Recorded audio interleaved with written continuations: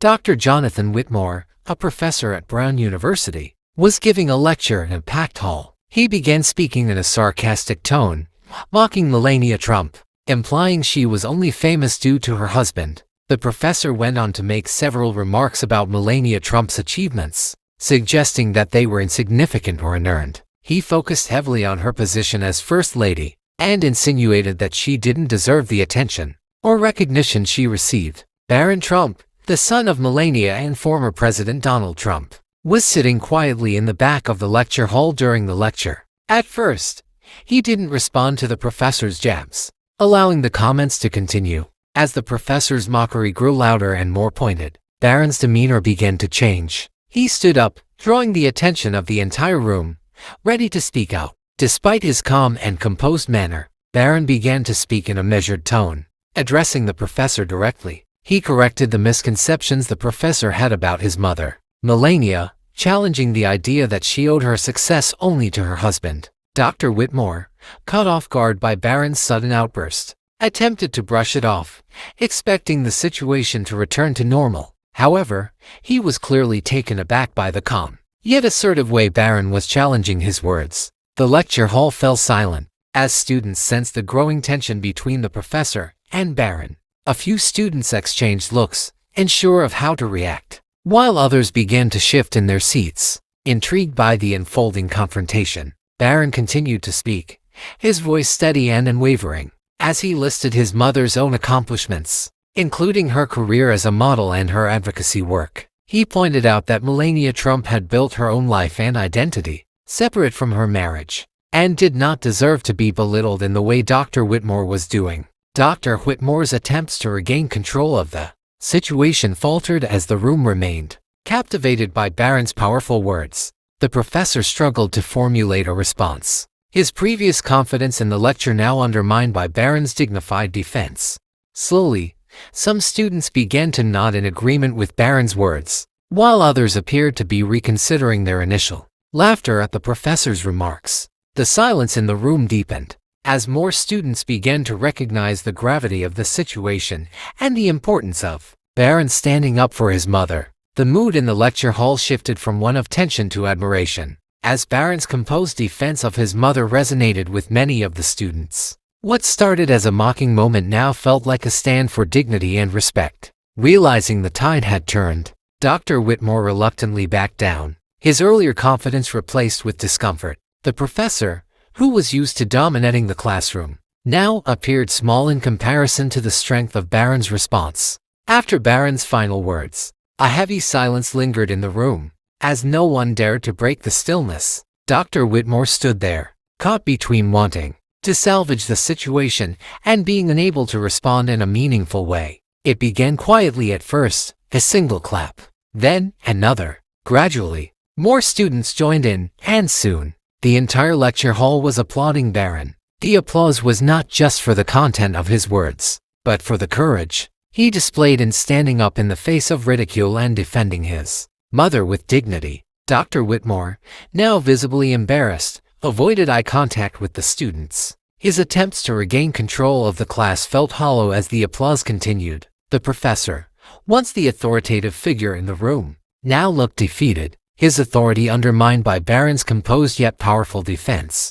After the applause died down, Barron, maintaining his calm composure, nodded slightly to the students as a gesture of thanks and respect. He turned and quietly walked to the back of the lecture hall, his exit dignified, leaving behind a stunned and thoughtful audience. In the days following the lecture, the event became a topic of conversation around campus. Students debated the confrontation, with many applauding Barron for his maturity and eloquence. Some criticized Dr. Whitmore for overstepping his bounds, while others speculated about the lasting impact the incident would have on both his reputation and the students' perceptions of him. Dr. Whitmore, alone in his office, reflected on the events of that day. The harshness of his comments had clearly backfired, and he found himself reconsidering his approach to teaching and the power of words. The confrontation had forced him to face the limits of his authority and the importance of respecting others, even in academic settings. After the incident, Barron became somewhat of a quiet symbol on campus, not for seeking attention but for standing up when it mattered. His actions showed that standing firm in one's beliefs and defending loved ones could carry immense power, even in a setting where one might feel out of place. Several students reached out to Barron, offering their support and thanking him for his bravery. They recognized his ability to stay composed, even in the face of public mockery, and many students who had once been hesitant to voice their opinions now felt more empowered to speak up on their own issues. Some students organized informal discussions about the incident, exploring themes of respect, responsibility in academia, and how individuals in positions of authority should use their influence. A week later, Dr. Whitmore addressed the class again. Though this time the tone was noticeably different, he offered an apology, acknowledging that his remarks had been inappropriate and out of line, especially in a setting meant to encourage open discourse and critical thinking.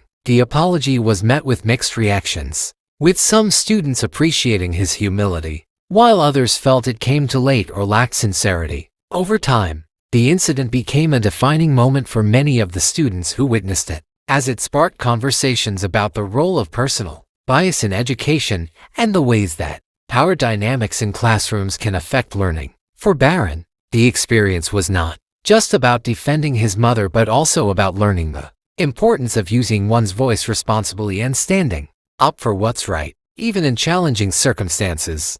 As the dust settled, Barron took time to reflect on the experience. He began to see the bigger picture, how public figures like his mother and father were often reduced to caricatures by the media and how people were quick to judge them without understanding their full stories. This realization deepened his understanding of the challenges public figures face and the importance of speaking out when it came to defending them. Dr. Whitmore, over the course of the following weeks, began to exhibit more care in how he approached sensitive topics in his lectures. He took steps to ensure that his personal biases were not influencing his teaching, even if unintentionally. There were also rumors that he had sought out a diversity and inclusion workshop to better understand how to foster a more respectful classroom environment. Incident also ignited a wider conversation on academic integrity. Some students began to question whether professors should be allowed to express personal opinions in a way that could potentially undermine the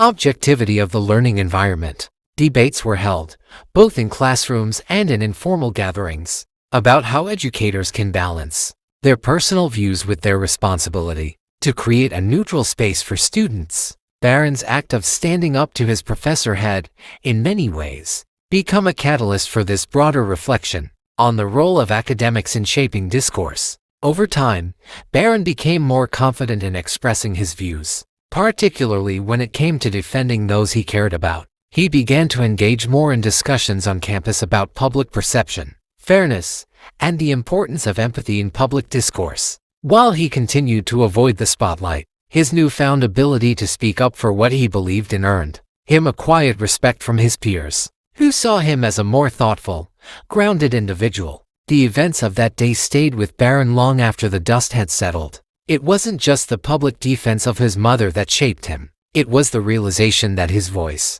had power, and that sometimes speaking out meant standing alone. Barron began to take on more leadership roles in student organizations and engage with causes he felt passionate about, such as those focused on social justice and equality. He understood that with privilege came a responsibility to use his voice for positive change. Dr. Whitmore, though initially resistant, began to engage more deeply with the feedback he received. He sought out conversations with students, trying to better understand the impact of his words and actions. He reflected on how his teaching methods and rhetoric could unintentionally alienate students who held different views. In some of his future lectures, he made an effort to balance challenging opinions with a respectful approach, showing an awareness of how his words shaped the classroom dynamic.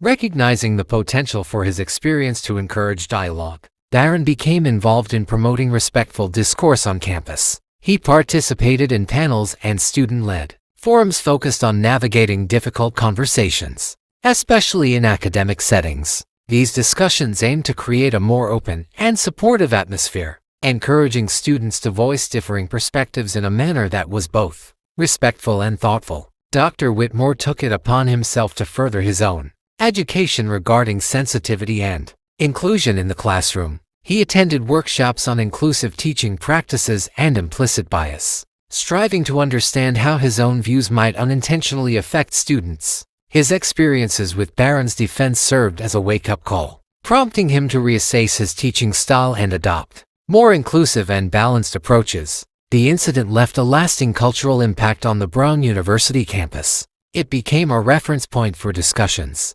about how to approach controversial subjects and how to ensure that all students felt respected, regardless of their backgrounds or views.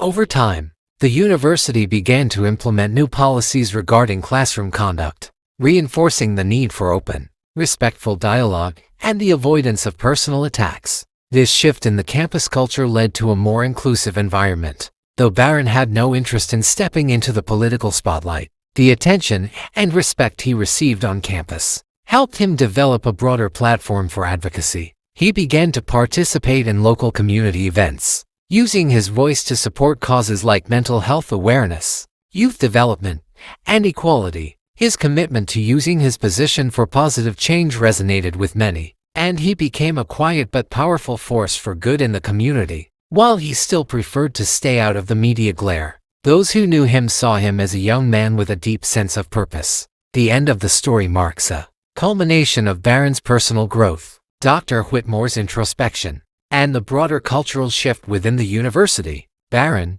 though still avoiding the media spotlight, emerges as a symbol of quiet leadership and respectful discourse, with his actions continuing to inspire positive change on campus and beyond. Dr. Whitmore, reflecting on the incident, makes genuine efforts to evolve his teaching practices, incorporating more inclusivity and self-awareness. Meanwhile, the university fosters a more respectful and inclusive atmosphere, encouraging critical yet empathetic dialogue. Barron's involvement in community causes signifies his ongoing commitment to using his platform for social good. Ultimately, the experience serves as a turning point for both individuals and the broader community, shaping their future interactions and attitudes toward respect, bias, and the importance of standing up for what's right.